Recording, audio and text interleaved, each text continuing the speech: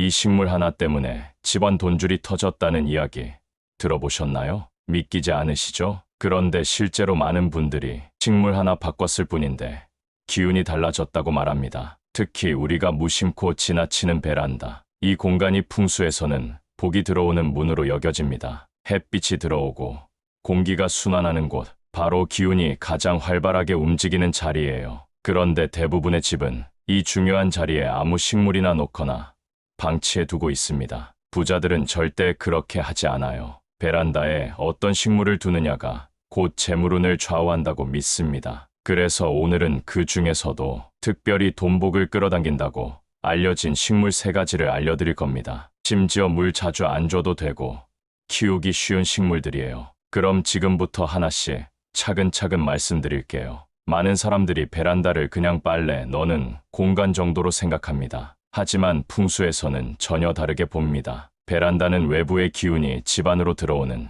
첫 관문입니다. 말하자면 복이 들어오는 통로인 셈이죠. 햇빛이 들어오고 바람이 스치는 공간, 이건 곧 자연의 생기가 흐는 자리입니다. 이 생기를 어떻게 맞이하느냐에 따라 집 전체의 흐름이 바뀔 수 있습니다. 풍수에서 기운은 순환이 중요합니다. 막혀 있거나 방치된 공간은 기운이 썩기 쉽습니다. 베란다에 아무 식물이나 두고 방치한다면 그 공간은 오히려 복을 밀어내는 자리가 될 수 있습니다. 반대로 살아있는 식물이 잘 자라고 있다면 그곳은 기운이 머무르고 복이 드는 자리로 바뀝니다. 식물은 단순한 장식이 아니라 기운을 정화하고 끌어들이는 매개체예요. 그래서 부자들은 베란다에 특별히 신경을 씁니다. 그 공간이 집의 운을 결정짓는 입구라고 보기 때문입니다. 첫 번째 식물은 너무나 유명한 산세베리아입니다. 풍수에서도 가장 기본이 되는 식물 중 하나예요. 산세베리아는 잎이 곧게 하늘로 뻗어 있습니다. 이런 형태는 양기의 흐름을 위로 끌어올리는 기운을 가집니다. 풍수에서 위로 솟는 기운은 성장,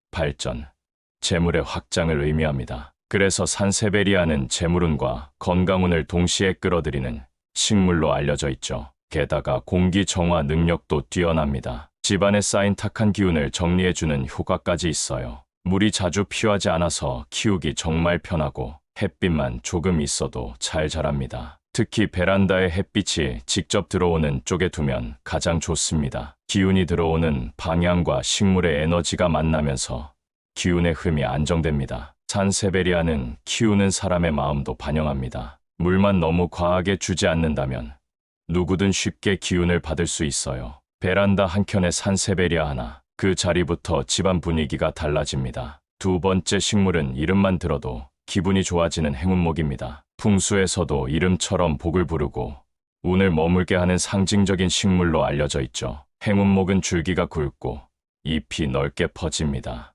이건 재물의 흐름이 멈추지 않고 계속 퍼지는 형상으로 해석됩니다. 특히 새순이 올라올 때마다 복이 들어오는 시기라고 표현할 만큼 기운의 전환점을 만드는 식물입니다. 햇빛을 좋아하면서도 강한 직사광선엔 약한 편이라 베란다 안쪽이나 커튼이 살짝 드리워진 위치가 가장 좋습니다. 그리고 꼭 기억해 두셔야 할 게 있습니다. 화분 아래 물 빠짐이 잘 되도록 배수구를 정리해 두셔야 기운이 고이지 않습니다. 행운목은 기운을 받아들이는 힘이 크기 때문에 먼지나 곰팡이가 생기면 오히려 기운을 막는 작용을 하게 됩니다. 잎이 넓고 생기가 돈다면 그 집은 지금 좋은 기운을 받고 있는 중입니다. 행운목은 특히 가족 간의 화목, 사업의 확장, 그리고 중년 이후의 재물운에 좋은 영향을 준다고 알려져 있습니다. 베란다에 행운목을 두고 새순이 올라오는 걸 보면 자연스럽게 마음에도 희망이 피어납니다. 복이 스며드는 느낌,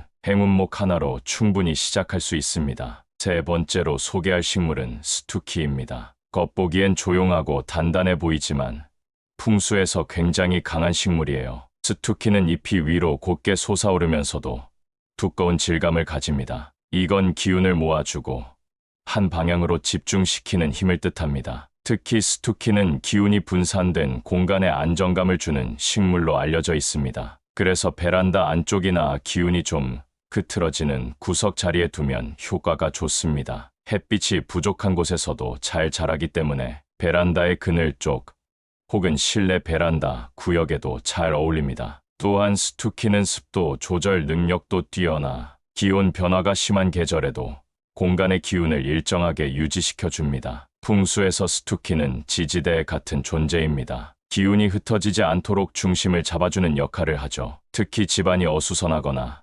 머리가 복잡할 때 스투키를 눈에 보이는 곳에 두면 심리적으로도 정리가 됩니다. 삶의 흐름을 정돈하고 싶을 때 스투키는 조용히 기운을 붙잡아주는 식물입니다. 베란다에 이 세 가지 식물이 삼각형으로 놓여 있다면 그 공간은 기운이 순환하고 복이 머무는 자리가 됩니다. 식물 종류만큼이나 중요한 게 바로 배치 위치입니다. 어디에 두느냐에 따라 기운이 머물기도 하고 빠져나가기도 하거든요. 풍수에서는 베란다 창 기준 왼쪽은 재물운, 오른쪽은 건강운과 사람 관계의 운을 상징합니다. 그래서 산세베리아나 행운목처럼 재물운을 부르는 식물은 왼쪽에 배치하는 게 가장 좋습니다. 스투키처럼 기운을 잡아주는 식물은 오른쪽 끝이나 코너에 두면 공간의 균형이 잡힙니다. 이때 식물들을 일렬로 늘어놓는 것보다는 삼각형 모양처럼 배치하는 게 기운 순환에 더 좋습니다. 기운은 둥글게 흐르기를 좋아하기 때문에 중앙이 비어있고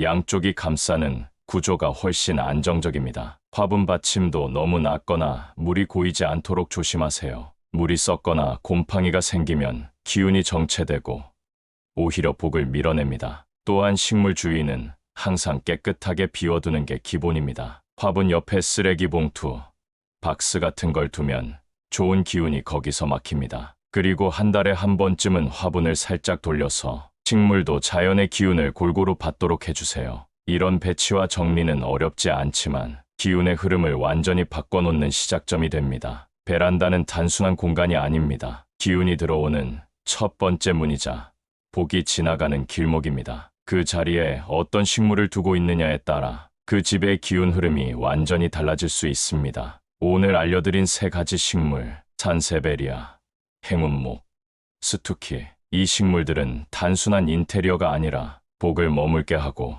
돈줄을 열어주는 상징입니다. 식물 하나 바꿨을 뿐인데 잠이 달라졌어요. 손님이 끊이질 않아요라는 이야기 많습니다. 복은 준비된 공간에만 들어옵니다. 지저분하고 막힌 곳엔 절대 머무르지 않습니다. 지금 여러분의 베란다, 복이 들어오고 있나요?